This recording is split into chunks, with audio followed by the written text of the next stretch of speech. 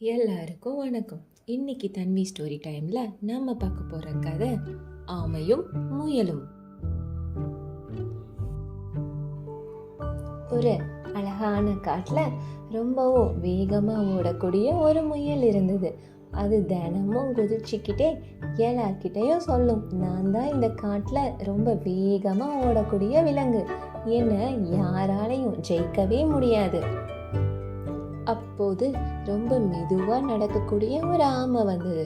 அது ரொம்ப நிதானமா சொன்னது, நான் வேகம் இல்லாதவன் தான், ஆனா முயல் உனக்கும் எனக்கும் ஒரு ஓட்டப்பந்தயம் வச்சு பார்க்கலாமா?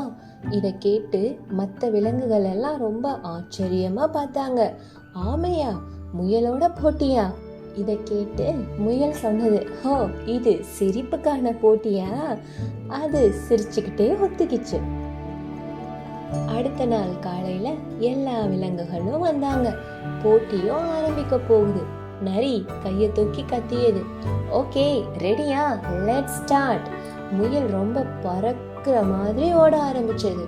ஆனா ஆமை ரொம்ப மெதுவா அடிக்கு அடி இடது கால் வலது கால்னு நிதானமா நடக்க ஆரம்பிச்சது. முயல் பல மைல் முன்னாடி ஓடிடுச்சு.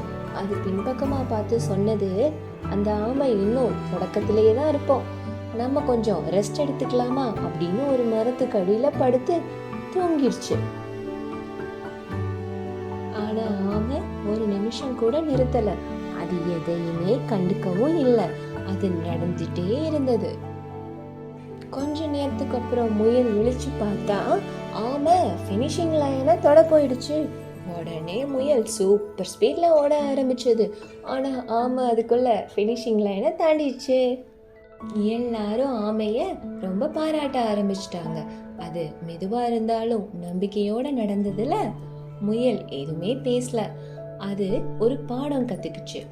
ஜெயிக்கிறதுக்கு வேகம் மட்டும் பத்தாது, விடாமுயற்சியும் நிதானமும் வேணும்ன்றதும். இதே மாதிரி அடுத்த ஒரு கதையில பார்க்கலாம்.